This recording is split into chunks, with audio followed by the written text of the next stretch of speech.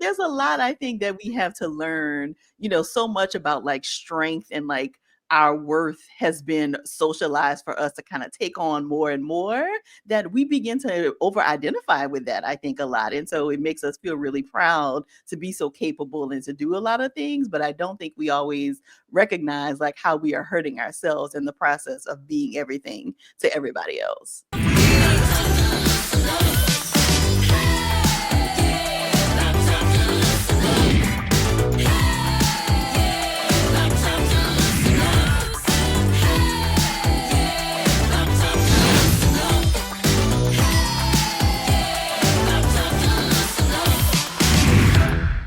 A 3, a 2, a 1. And hey, everybody, welcome to Read This, Read That. How you guys doing? Thank you for being here. How you doing, guys? I'm Jackie Reed. Oh, God, I forget about that every time. Not every time. I am Jackie Reed. I'm Joyanne Reed. How are you, Joyanne Reed? I'm good. I'm chilling in the cut, chilling like a villain. How are you? I'm good. We told everybody that we're gearing up for the month of January and our big relaunch. And so for the month of December, we are taking a little R&R to self-care, but also prepare for our big relaunch in January.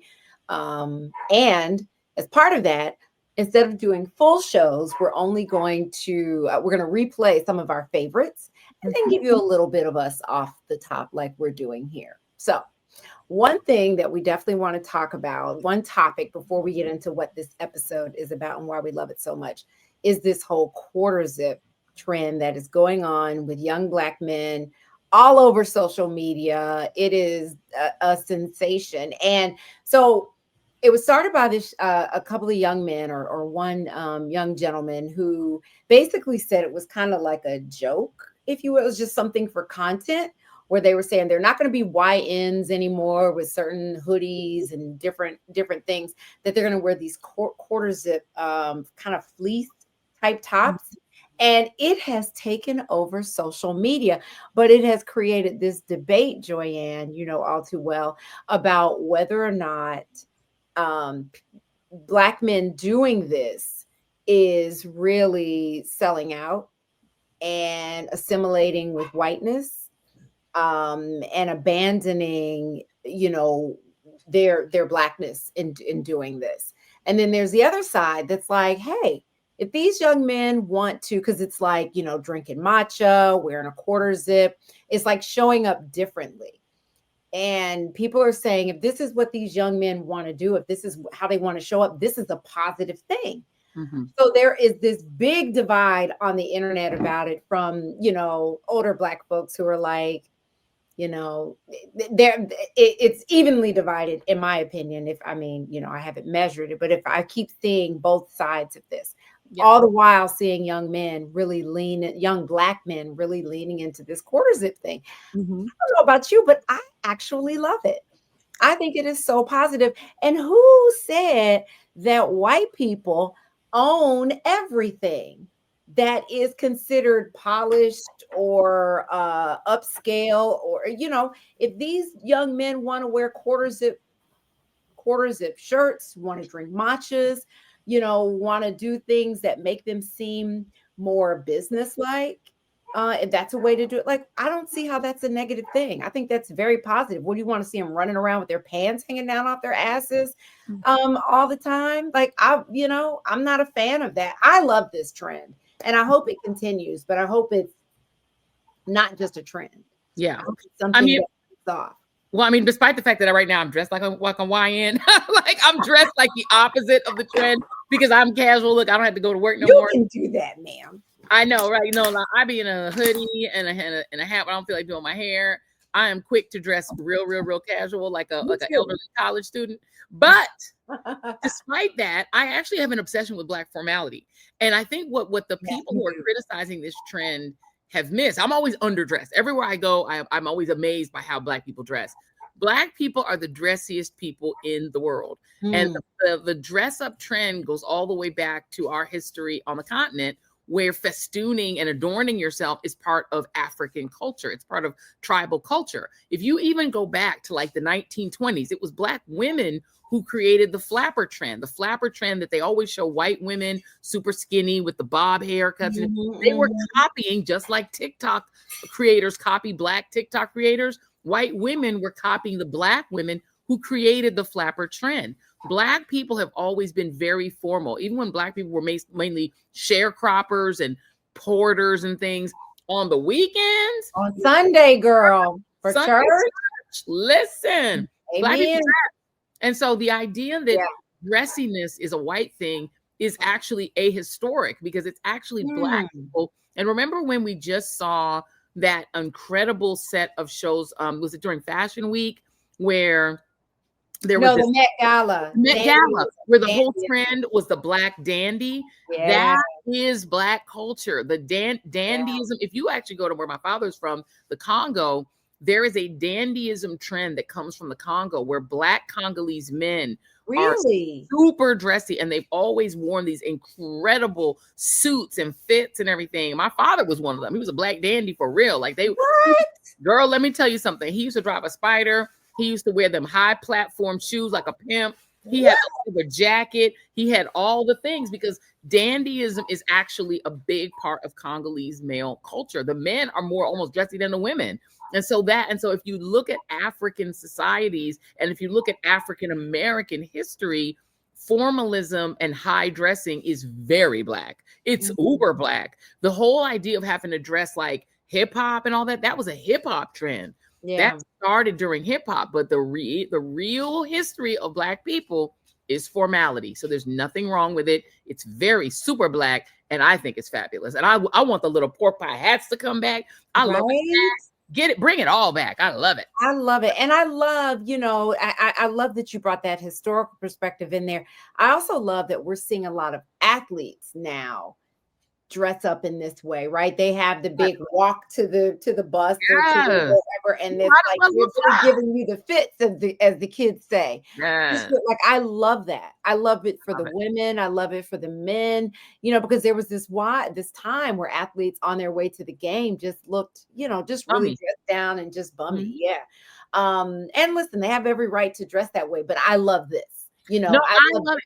It's my favorite trend. I think I hope it stays forever. I love Black formality, because again, it's the way that we had dignity in our struggle when we were, having to work as a maid or as a, serving white people all day. On the weekends was our time to dress up and to be fabulous. And people were very meticulous about making their clothes. I told you about my mom's friend, Rita Lejeune Bradford. Lejeune, she comes from that trend, right? She grew up in the 1930s. Yeah. And so when I tell you that lady was fabulous, if you go over her house, I never saw her. I promise you, I never saw her wearing the same clothes twice. She had something new on every day that she made. She was a sewer. She was an incredible seamstress. And she would take just some fabric and come up with some just amazing clothes. And she always looked dressed to the gods. That's how Black people are. We have the wigs. We gonna have wigs. We're gonna have jewelry. We are formal. It's part of our culture. Yeah. So let's hold on to that. So we celebrate that. Don't let the fool you. I believe in Black formality. Listen, we know you know how to dress. When I want to do it, okay. Won't she do it? Won't she do it? Every time, every doggone time. I'm on. So listen, we also wanted to share with you one of our favorite episodes, and this one is a throwback.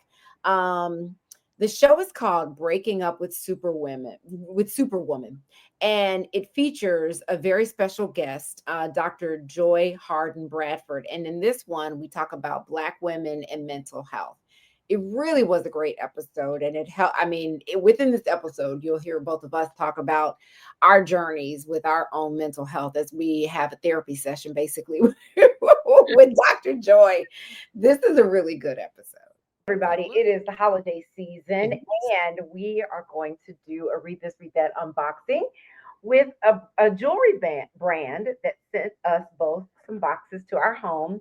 It's called Cerise D. It's a mother-daughter brand, and so we're going to unbox what they sent us. So let's go, Joanne. Let's do it and see what we got. First of all, the box is dirty. tell you that this company has been around for a bit. They actually have their jewelry. They have a warehouse that they ship out of in the Atlanta area, but they're also in the Atlanta airport. Oh, lovely. They do original designs, which is what you and I have. And look, wait, okay. So you're doing it the right way. So you open it up Mm-hmm. and it's in a little bag. Ooh, How cute is that, right? cute. Um, and they give you a little a little card with the QR code on the back so you can get more information. Okay, so I got a bag with a necklace and I got some earrings. Okay, Okay. I got earrings as well. And I yeah. got a necklace. And look, there's also a little card. Bing. So All right, let's open. what is your okay? So I'm taking mine out. Ooh, this is so pretty. I love this. Here I are love my earrings. I love a chain. Oh, pretty. Okay, I'm I starting feel with like my earrings. I'm I'm doing mine backwards. not good with stones. Oh, I love this. Hold on. This is so cute. This is kind of like a yellowish kind of stone. Mine is mine is silver. It's kind of like got a little glitter. It's very glittery. Yours is purple, right? It's purple. Yeah. You know I had to order my show colors from the Joy Reid show. Yeah, now. Purple. I love red, black, and purple. Those are my three favorite colors. And I love that you can adjust it. I like my necklace to be a little tight around the neck. So but you can make it longer because see, look, I have all this. Oh, so it's got like a thing where you can actually change the length. Mm-hmm. My nails make things really hard to do. I love having my nails done, but putting things on and doing things with your nails, it's like not the easiest. Look how pretty. Oh, those are pretty. Gorge. Let me complete the look. Earrings. Put these on. Oh, ooh, yours are super Right? pretty. Very festive. I might have to borrow those when I'm in Atlanta. Now, listen, as I said, they have all kinds of, these are original pieces that we have, the earrings and the jewelry. They're one of a kind. So when you go on their website, every month they have new designs. Oh, They also have standard things that they have, like they have a lot of Divine Nine pieces for the different sororities. mm-hmm. So if you are a member of a Black Greek organization, well, sorority, then go to their website because they have beautiful pieces. I have some of their Delta Sigma Theta designs because they show up at our different conventions. Got it. All right, I'm gonna back up a little so everyone can see my look. Fabulous. This is time for the holidays. Yes. I feel like we can get a lot of mileage out of these things. So Great. pretty. Oh, and I love how it's so well made, right? And I love that it's heavy. It's like a nice heavy stone. It's beautiful. Yeah, I It's love this. Look at obviously, that. yeah, gorgeous. Can you see how pretty? Oh my Gorgeous. I'm like I'm going up close. Christy, we appreciate you. Me too. Thank you. And I want to say that if you want to, you can go on and order on their website, Cerise D, or you can get a gift card. They have e-gift cards for people. So you can do that. They do live shopping events all the time. So you want to follow them on IG. And then they also have an e-magazine, but you can also get an actual physical magazine in your hands mailed to you. So a lot of stuff. So big thank you to Cerise D for sending us this jewelry. We love it so much, and I can't wait to wear it. Yay. Yay. Okay, well, our guest is here. So I'm going to introduce her. We have Dr. Joy Harden Bradford, and she is a licensed psychologist, speaker, and author, and host of one of my favorite podcasts, the Mental Health Podcast, Therapy for Black Girls. Welcome, Dr. Joy Harden Bradford. Can we call you Dr. Joy? We got two Joys in the house. I know, two joys. It's joy and joy. I love it. Double the joy. Read double and the read joy. and joy and joy. Look at that. This is a party. This is a party already. Well, Yeah. welcome to Read This, Read That. Absolutely. Thank you for joining us for this Thank very you for special having me. episode focused on Black women and mental wellness. And I want to start with your amazing podcast, which is, one of the most popular podcasts out there. It really is very successful. But why did you feel the need to even start this podcast? Yeah, so I fell in love with the medium of podcasting. I had a long commute, probably like a lot of us, right? Like podcasting was a way to accompany you on your commute. And so I loved listening to podcasts. And I was already blogging on the Therapy for Black Girls website and thought that adding a podcast could be a great additional way to get the content out there and have some really, really important conversations about Black women's mental health. Her voice, I love, like, I've heard this voice so many times. Your voice is therapeutic. I'm like, that's my friend. I know. Oh, I love that. That's my friend. And so, how do you feel? In what ways do you feel like your podcast is making a difference in the lives of Black women? Because it's therapy for Black girls.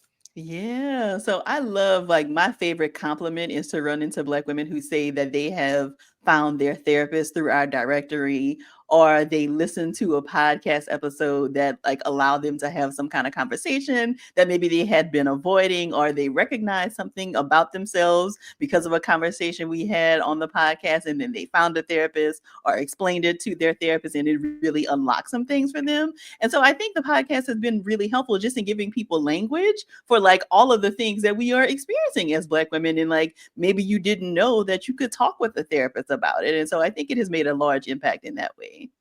What are some of the common questions that you get from listeners and issues that they face? Yeah, so I think one of the largest is always like trying to find a therapist who is a good fit. And so I often use like a dating analogy for therapy, that you may have to kiss a couple of frogs before you find the person who is a good fit for you. And it doesn't mean that like you are a bad client or that the therapist is a bad therapist, but it could just not be a good relationship fit. And you really do want to find a therapist who is a great fit for you, somebody you feel comfortable talking with. So that is one of the things that comes up often. One of the other things that comes up a lot, especially for Black women, is around like taking off this superwoman cape, right? Like putting it down and like not having to be everything to everybody, overextending ourselves, exhausting ourselves. I heard y'all talking a little bit before I joined, and I was like, they're already getting into the conversation. Yeah, so there's a lot I think that we have to learn. So much about like strength and like our worth has been socialized for us to kind of take on more and more, that we begin to over identify with that, I think, a lot. And so it makes us feel really proud to be so capable and to do a lot of things. But I don't think we always recognize like how we are hurting ourselves in the process of being everything to everybody else. Yeah. And how do you break up with that version of yourself? I think because we were talking about, not being uncomfortable with being bored. A lot of people don't know how to relax and how to move into that whole soft era of, I'm going to self-care. A lot of people feel good being busy, so what signs are there that this is problematic for you to be so busy? Or are there people who are just that kind of high functioning, I got to be on go, go, go, go, go, and it's healthy for them? Yeah, so I think there's a lot of nuance to this conversation, because the symptoms may look very different for me than they would for you. But I think generally a lot of us are busy as a way to avoid dealing with something else, right? So yes, like there are lots of things going on, but if you are really honest with yourself and really check in on what your motivation is for the busyness, sometimes it is coming because you are wanting to avoid a certain thing. You're wanting to avoid like what's the word I want? Like an uncomfortable feeling, right? So if I just throw myself into work, then I don't have to deal with like this grief that feels very uncomfortable. And for a lot of us, we are busy because it allows us to keep our place in relationships. So we think that people won't be interested in us, or there'll be no place in the circle if I step back, right? Like if I stop doing and giving, then maybe people won't love me as much. And so I think it really is about being honest with ourselves and really taking a look at what motivates the busyness for a lot of us. And to your point, I do think that, yes, some of us may be kind of like hardwired to like be over functioning and, kind of just doing all the things. But I think we also have to look at what's the benefit and the cost for us to kind of be doing all of the things all of the time without really paying attention to ourselves. Oh, I might have to send you a check after this, because this is what therapist gets. I'm like, bill us. Let me ask you this, because I know I know for me, if therapy is difficult for me because I never know like what is the purpose of this hour? What should I be asking the therapist? Because I Ooh, will end up burning like the first 20 minutes of the hour talking about the news cycle or what's happening in the world and not really interesting. getting to the point. What are some good questions that you should be asking your therapist? You got it out, you got a hot hour, you got a good hour. What should people go in thinking about they should ask Or should they Yeah. be So talking about both of those or things? talk about? Yeah. Yeah. So I love that y'all are asking this question because this is the question to ask your therapist, right? Mhm. So I think a lot of us, especially people who are like overachievers and people who have done like lots of really cool things, feel like there is a way to get therapy, right? Right? Like because there's a formula for so many other things in our lives. We're like, okay, well, how do I maximize this hour?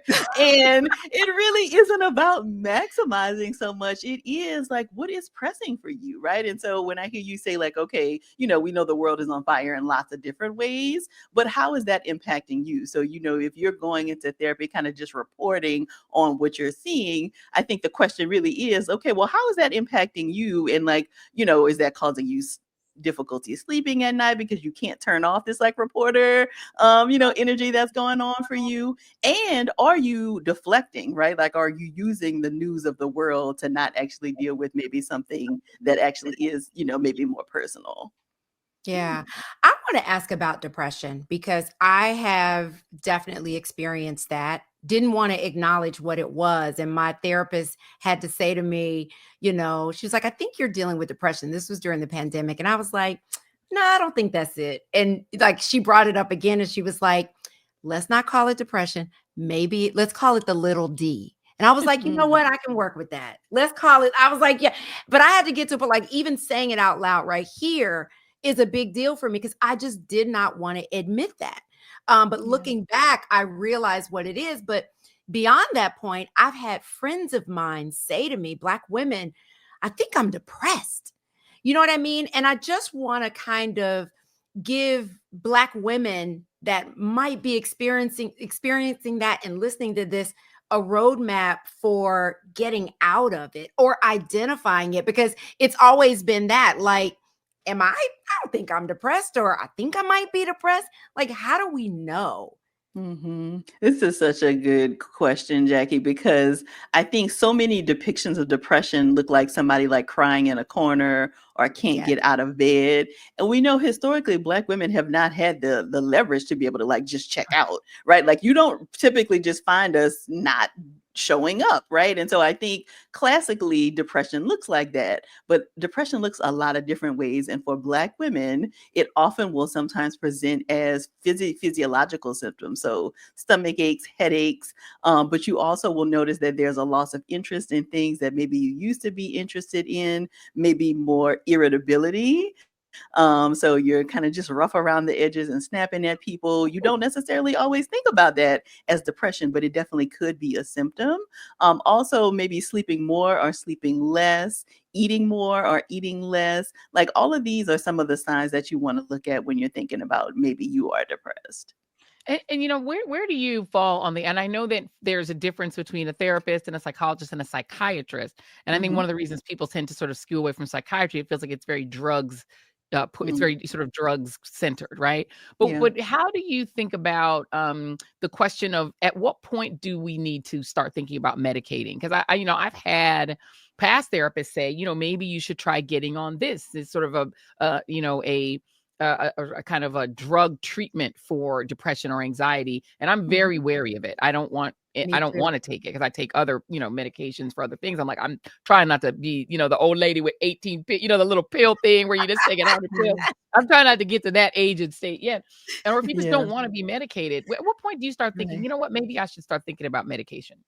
Yeah, so I think that this is such a good question because there is still so much stigma related to medication for mental health concerns, right? Like, so you Yeah. just shared, like I'm taking a lot of medication for lots of other things. And I do understand the concern of like not wanting to be taking too many different medications, but it is interesting to me that the decision then is like, I'm not going to take this one as opposed to like, what could I do to get off something else so I can make space for this one, right? And so I think anytime that you are having symptoms that impair your functioning in some ways. And if a professional is saying like, hey, this may be a good idea for you, I do think it's worth a consultation. It's worth a conversation. And of course, like, the decision is always going to be yours. But I do think that there's still so much stigma because we think we should be able to talk ourselves or think ourselves out of mental health concerns Mm. in a way that we don't think about like our blood pressure, right? Like there are things that we can do, and well, many of us do in terms of exercise and watching our diet and all of that. But sometimes you still need medication to manage your blood pressure, and the same goes for mental health concerns. That if your physician or your professional says, "Hey, I think that this could be a really good idea," I think we have to not see it as a weakness or I didn't try hard enough, and actually use the tools that are available to us. Yeah.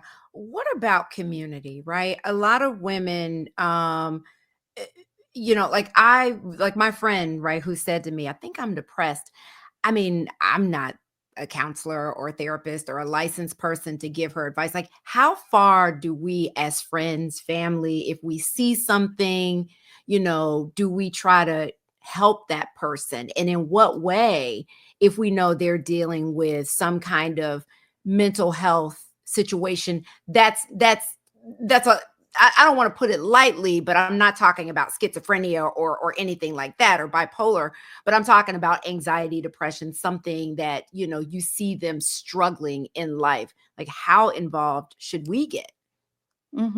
Yeah, I do think that it can be good to just bear witness to what people are struggling with and just not pretend as if you don't see it. And so I think one of the best ways to do it is to really just call attention to the symptoms that you've noticed, right? So, hey, I've noticed that you are not, showing up for choir practice and you used to really enjoy coming, or, I've invited you out for the past 3 weeks and you've not wanted to come. And that typically is not the case. Is everything okay? And so making it more about the symptoms that you're observing as opposed to a judgment or a diagnosis, like, hey, I think you're depressed or I think you're anxious, really just inviting the conversation based on what you're seeing and just allowing them to, kind of see where they go with it. I think a really great strategy is for people, if your friend says like, yeah, I am struggling, I think I'd like to talk with someone about it, is to try to help them to do the therapist search. So I'm sure you have both experienced like finding a therapist is not an easy feat. Like there are a lot of us and lots Girl. of random letters, and like people don't always know what that means and do they take my insurance. And so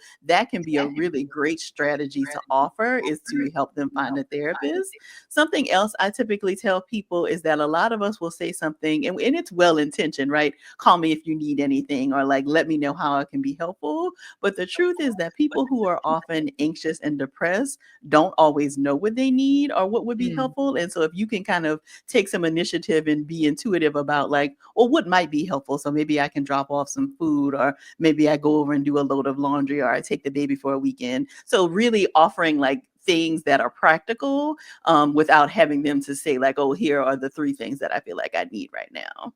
Yeah. Do you Mm. feel like COVID, I mean, I know COVID negatively impacted, as far as our family is concerned. There was a lot of anxiety, whether it was, the kids or family members, differences of opinion about vaccines, but also just the isolation of a year to a year and a half where you pretty much weren't seeing anybody, even seeing loved ones because you're afraid to give them COVID or get COVID from them.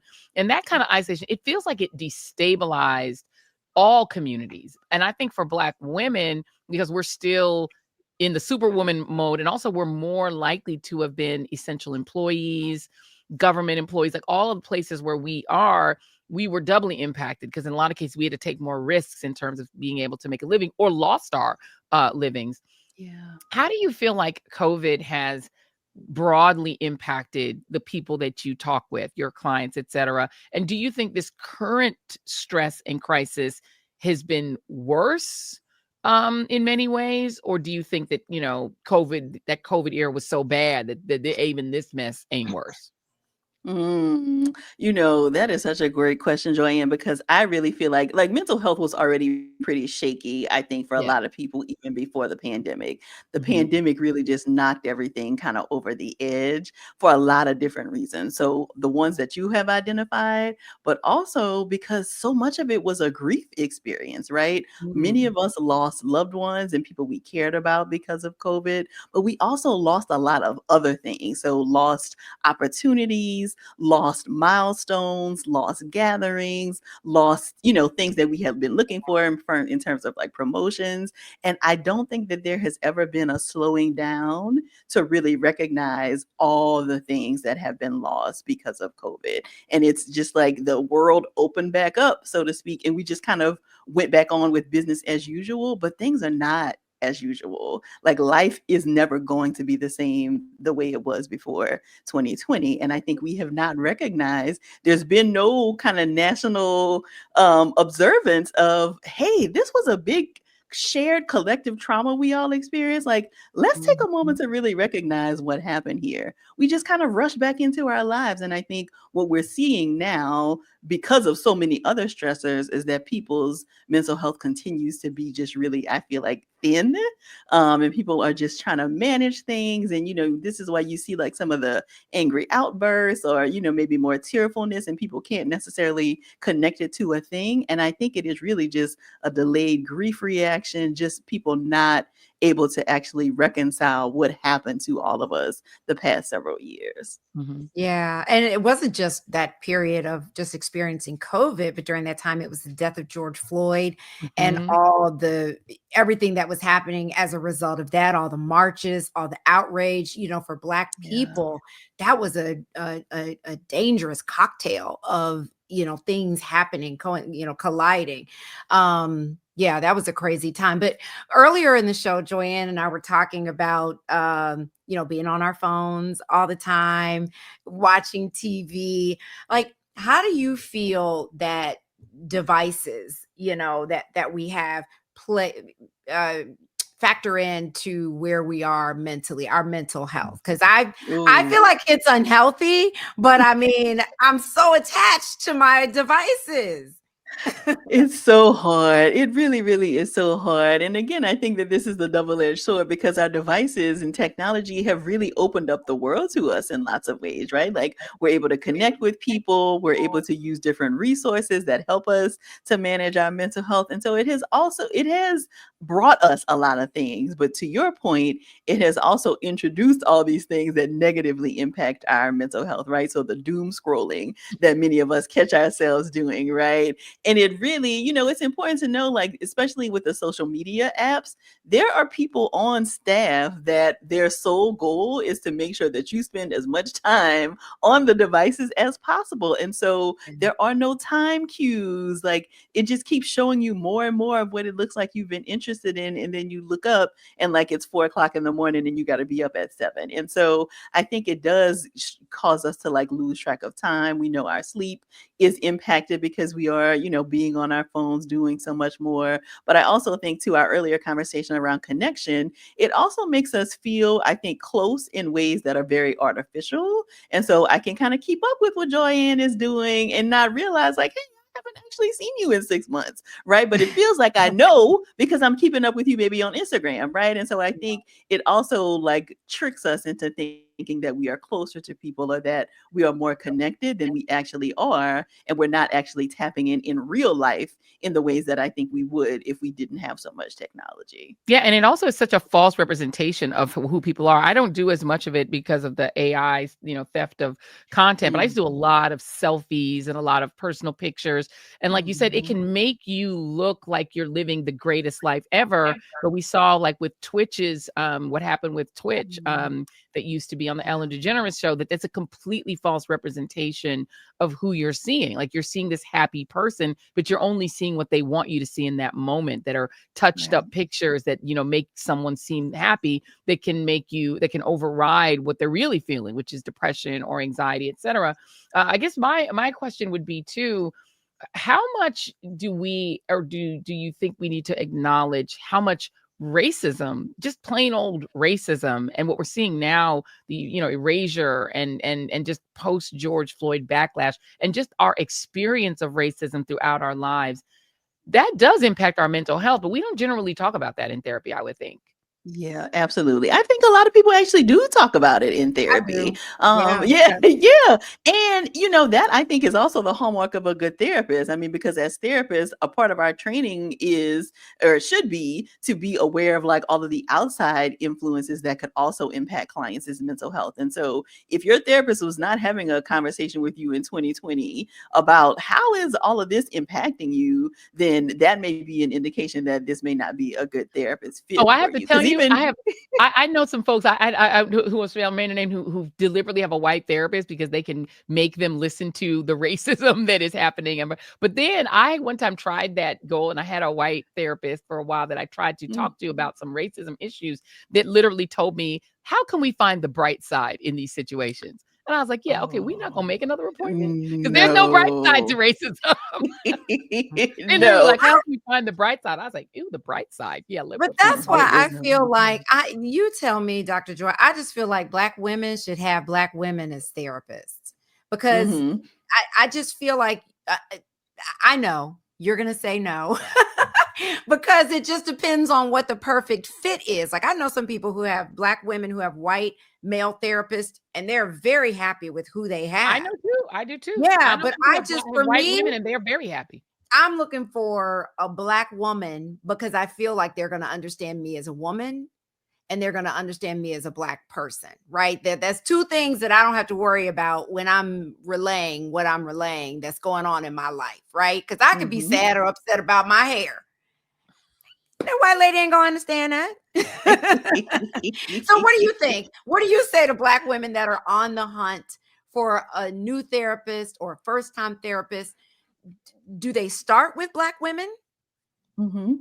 Yeah, I think you have to start with what you feel like will make you most comfortable. And I think for a lot of Black women, it does feel like this is a natural fit, right? Like there are so many things that they will get about me. I won't have to explain like a bad hair day or whatever, right? Like I think, especially if you have not had therapy before, if you feel like talking with another Black woman is the thing that is going to make it easiest for you to divulge maybe some very personal things, you absolutely should look for that. However, there are not enough Black women therapists to go around. And so even if all Black women wanted another Black woman therapist, there simply are not enough of us. And so I don't say that as, other therapists are like second rate, but I do encourage people to be open to the idea that you can have amazing therapeutic experiences with people who come in a package that you did not at all expect.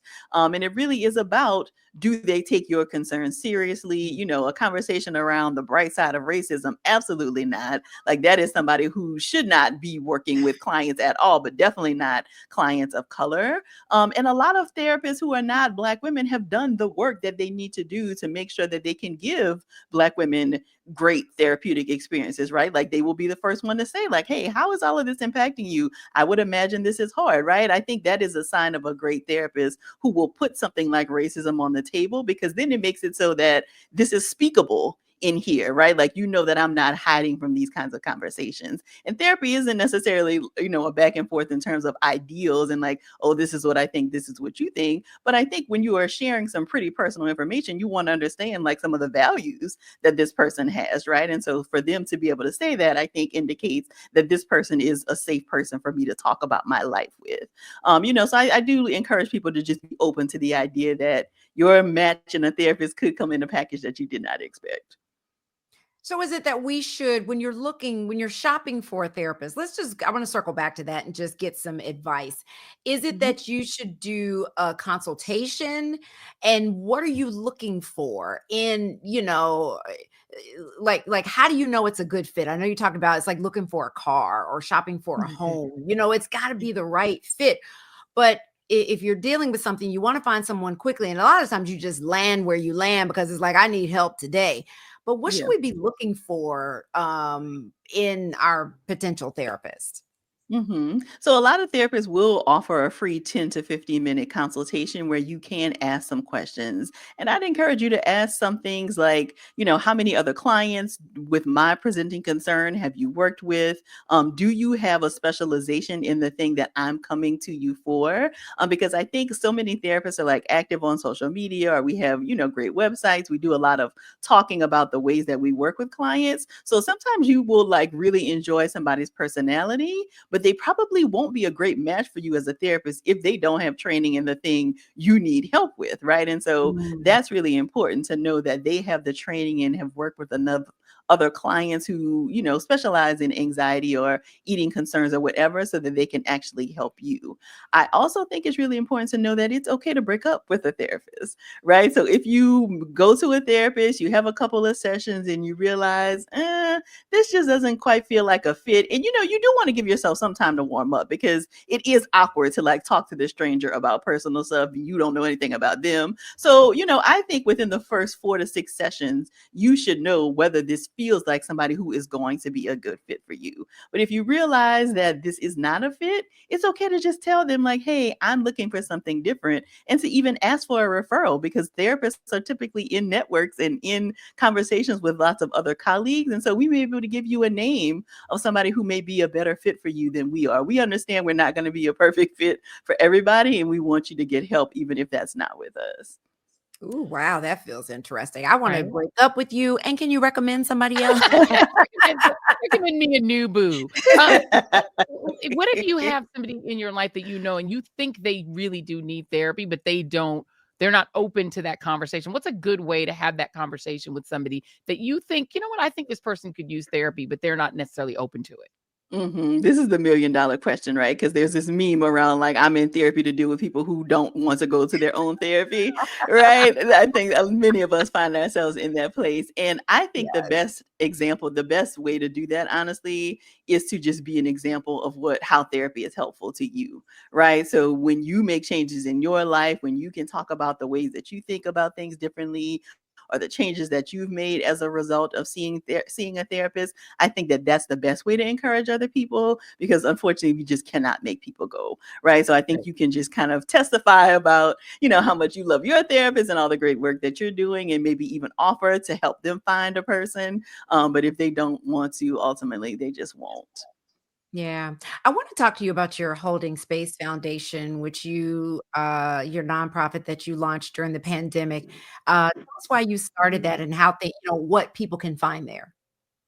Yeah, so I started it in the pandemic because I realized, because there was such a mental health toll to the pandemic, that individual therapy really was not going to cut it. And so the Holding Space Foundation is really meant to be a space where healing happens in community. And so we offer a lot of group activities. The plan is to offer therapy groups in every state at some point, so that people who are looking for services and maybe couldn't connect with an individual therapist, or maybe just even prefer group therapy, can sign up for a group in their state.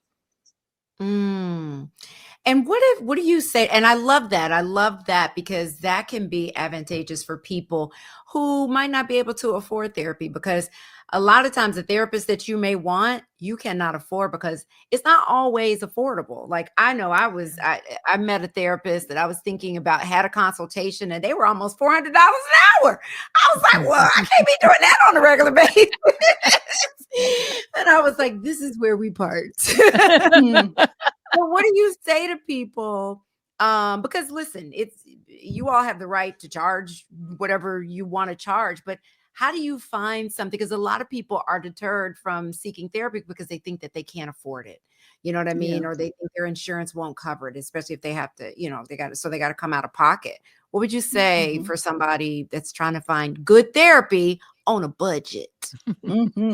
That's a very real concern, and so I do encourage people to check out the resources that are available to them. So a lot of workspaces have EAP programs where you get maybe 8 to 12 sessions of therapy covered, not even using your insurance. Like, it's something that is a workplace benefit, and they're not reporting back to your supervisor or anything about, what you said in therapy. They may be making count of like how many people use the service, but a lot of people have really found that to be beneficial and a great benefit to your workspace. So do look into whether you have an EAP program at your workplace that you can participate in. Mhm. Insurance, of course, is another great, resource for people to use. But it can be a little difficult because sometimes insurance panels are not closed or not open to therapists. And so sometimes there will be this tension of like, oh, this person doesn't accept insurance. Well, it could be that they don't want to take insurance, but it also could be that the panel was not open and they couldn't even get on the panel to accept insurance if they wanted to.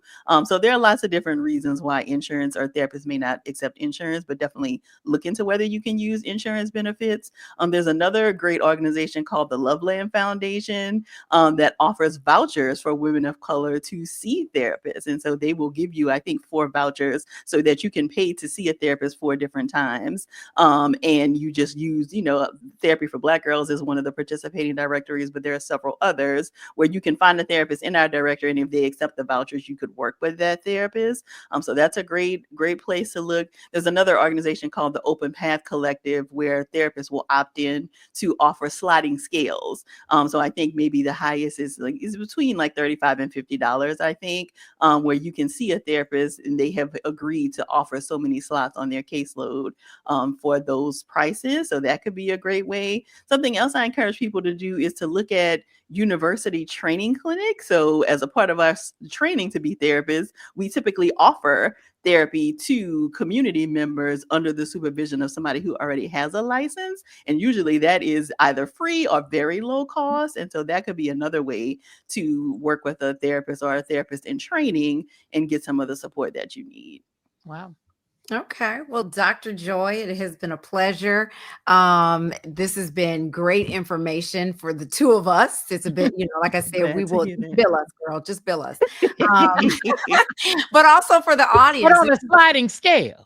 On a sliding scale. I got you. But we appreciate you. Thank you for spending time, and you have to come back. Absolutely. It was my pleasure. Thank y'all so much. Thank you, fellow Joy. Yes, of course. Y'all can find all things Dr. Joy at Therapy for Black Girls. And you can find out all the projects she has going on. But definitely the podcast is a great place to start leaning into picking up what she's putting down because it's good stuff. Thank you, Dr. Joy. Thank you, Dr. Thank you. Bye. Well, that was refreshing. I love it. Helpful. I know. I was about to take off my glasses and leave it. So, all right. So I'm dealing with this situation. Lay down on the couch and be like, okay, keep going, keep talking. Let me just later. I kind of do you like being in the same room with your therapist? Are you okay with on the phone or virtual? I've only ever done virtual. I actually, I take that back. I did one time, two times. I went to an in-person therapist. These were 2 majority therapists. Both experiences were horrific. First experience was the therapist appeared to be a hoarder. So I got to her office and it was a very cramped office in Manhattan. I walk in and it was like floor to ceiling books, which I'm very in favor of. As you can see behind me, lots of books, but even more disorganized than what's behind me. Like it was so disorderly and there was so much stuff. It was hard for me to find a place to sit on her tiny couch and she's moving stuff away. And I'm like, oh my God, this woman is a hoarder. And the first thing that this therapist says to me before she started with the therapy was to say, I just have to start by saying, I absolutely love your work on MSNBC. You're keeping us all sane. And I said to myself, and I said to her, I said, hey, aren't you here to keep me sane? I kind of said it like a joke, but I'm like, but it kind of wasn't funny. And she kind of laughed and I was like, oh, this isn't going to go well. I saw that person once.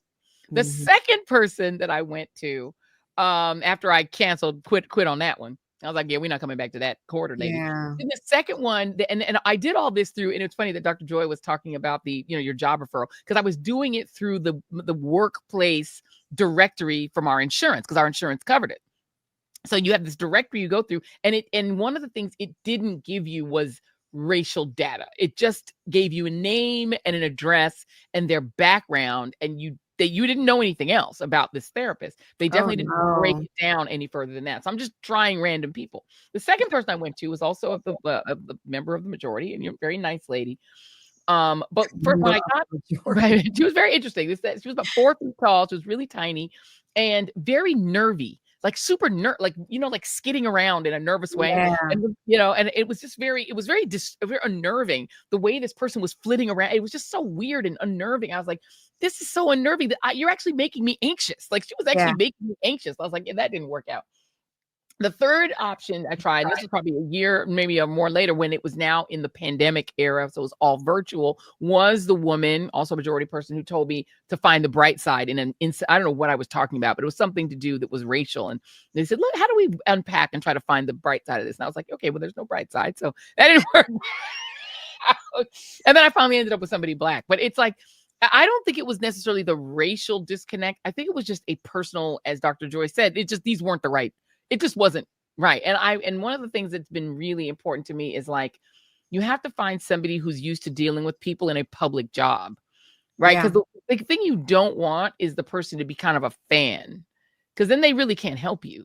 No. You know, they can't, because They they're can't. They so come- caught up in, well, they don't think you need help because they think that they admire what you're doing, and so they assume you are more stable and you know what I mean? And it's like they don't quite believe that there's anything wrong with you because they like you. They like your work. So Well, that's yeah, it's always like been- when you try to tell your friends, being in the business that we're in, people think that it's so glamorous and it's so perfect and your life is so perfect. So anytime, I could come to particular friends, not all friends. You can Yeah. come to a friend and say, "Oh my God, I'm feeling, imposter syndrome." No, not you. What do They you don't feel? I believe might you. say, "I don't know Girl. how I feel about getting on stage. I feel a little anxious about, giving this speech." And they're like, "What, girl? No, you'll be fine." And it's like, they don't hear you. They dismiss it. So a therapist who sees you as this personality, as opposed to a client first, is Right. always a No. deal breaker. Always. And I think it's one of those things that is a specific case, but I think for all Black women, we're always seen as the superwoman in our spaces, whether we're on TV or not. The Black women are always seen as the strongest person in the room and the person with the most mental acuity that has it together. Like, that is just a meme about Black women. No matter what our jobs are, we're always seen as the strong person. So I think whatever your profession is, it is harder to find a therapist because I'm not sure people believe you when you say that you're overwhelmed or anxious or depressed. I think people just don't believe that about Black women because it's a stereotype that we've even started to, in some cases, believe about ourselves, that we don't need any help, And I think that's a problem for Black women generally.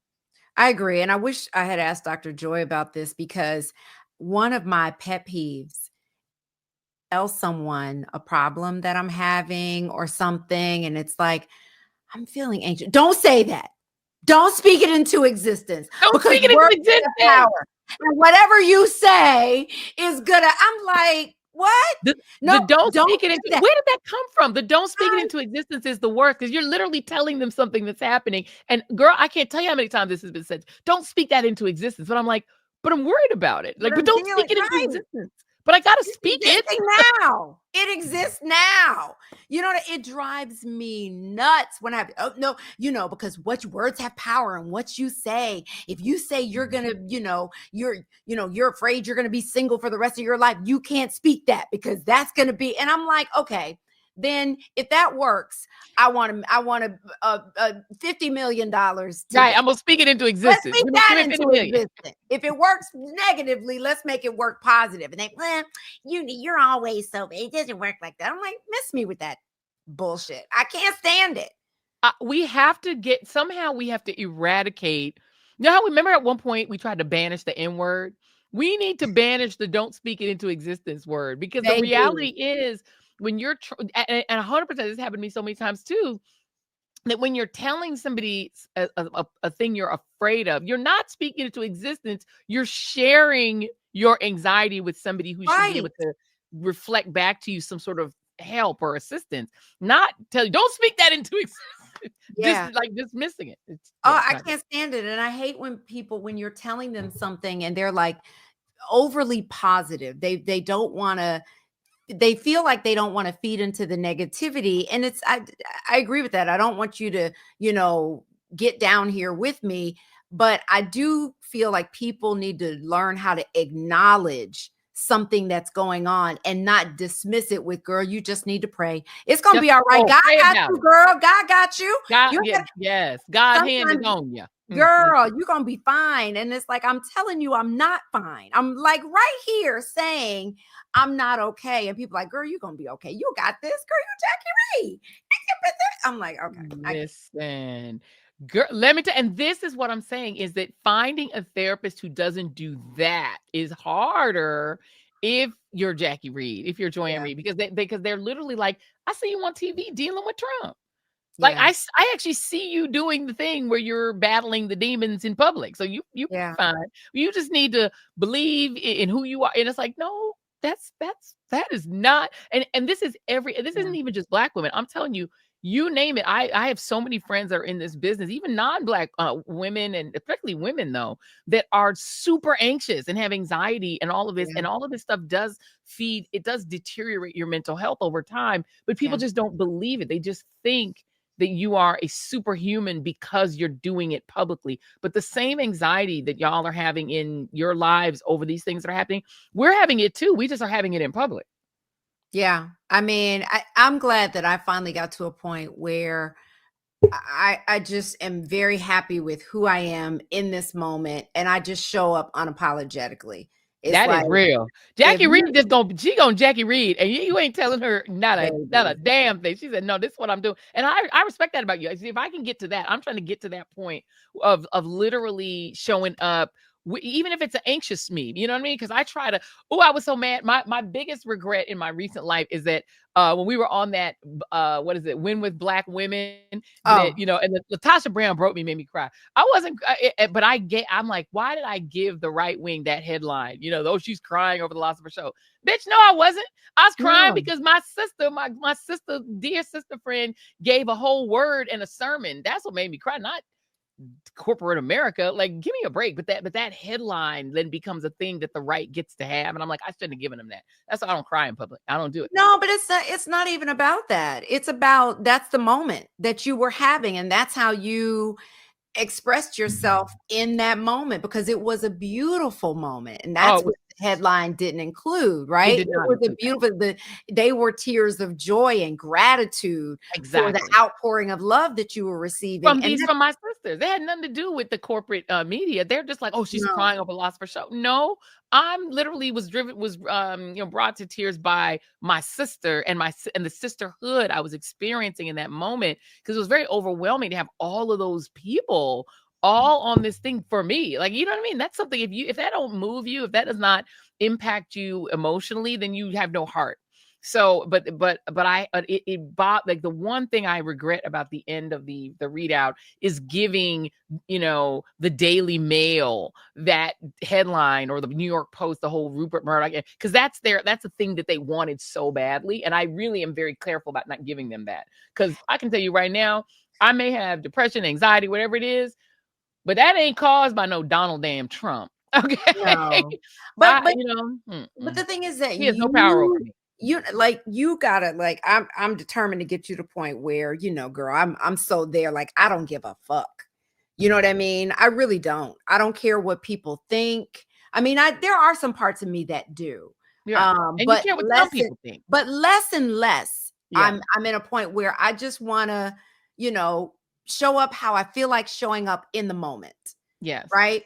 If I'm going out to dinner with friends and I don't feel like doing the whole makeup and, all the razzle dazzle that goes with showing up at a particular, then I'm not going to do it. And the fact that you do that in Atlanta is like literally heroic and legendary. Because when I tell you, every time I'm in Atlanta, I feel underdressed. No matter if I could have on pearls, I feel like people be in pearls and high heels at the store. I'm like, Atlanta is so dressy that I'm intimidated to walk out of my house unless I have a full hair and makeup HMU hour session beforehand. Atlanta don't play. Black women in Atlanta, they don't play around with their look. True. There's a lot of pressure, and there's such beauty in not giving into that. Like, how much fun did we have when we snuck and met up at the movies, baby? And this girl didn't have on a stitch of makeup, nothing, was in a hat, And we were in that movie theater talking to the screen. We had such a good time, right? We didn't dress up at all. No, in sweats and a hat and a baseball cap.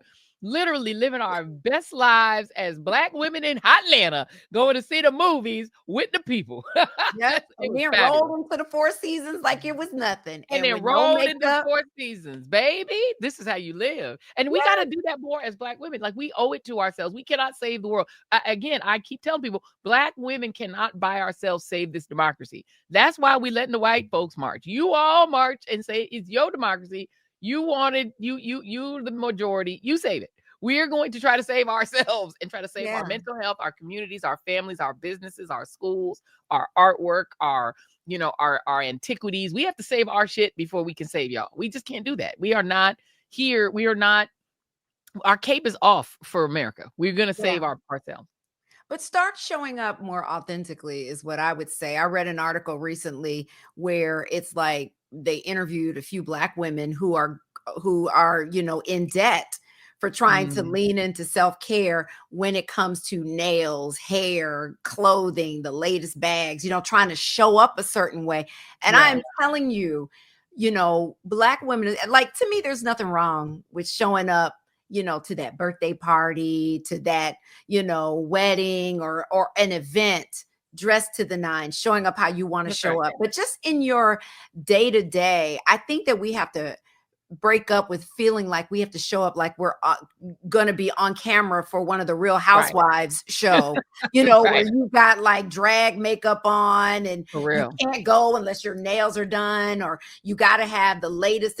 Sometimes your friends, your true friends, are going to appreciate you for just showing up. And it can be stressful if you're like, oh my God, I didn't get my hair done, or, oh my God, I didn't get this done, or I can't, and that factors into whether or not you show up. And that was me, right? It was like, well, I can't go because I'm not looking like Jackie Reed. And I finally let go of that. It helps to not be on TV every day too, because then because when your day-to-day is that, you just kind of, lean into it, but you don't have to. And I think we have to kind of stop showing up and feeling the pressure. Like, if you love doing that stuff, that's one thing. But if you feel pressure, I would advise, here I am doing what my therapist told me not to do. I got to stop giving people advice. But I would say just kind of try to lean into being more authentic of how you really want to show up. It has been the biggest relief of my life. Amen. There it is. Child. And we told you that for free. Come on now. But listen, we can't send you a bill if you want, though. Let us know. If you feel that you want to pay, we will send you a bill. Subscribe instead. Just subscribe to our Substack instead, or subscribe to our YouTube channel. That's a great way to show us your appreciation for this free advice. And also like and share. Yes, please like and share. Bring your friends and family to the Read This, Read That congregation, to the party. The doors of the church are open. Doors of the church are open. Subscribe, like, share, comment, do all the things, but comment nicely, because let me say, this is a safe space, not just for you, but for us. Yes. And you will be blocked and sent on your way. So fast. Come in here with some craziness. I don't come in here with the mess. About it. I've already had to do it. And she said one of the ways she's showing up is blocking your ass if you try to come for us. Don't do it. Don't do it. This is a safe space, not just for you. None, won't be none. Come on now. Come on.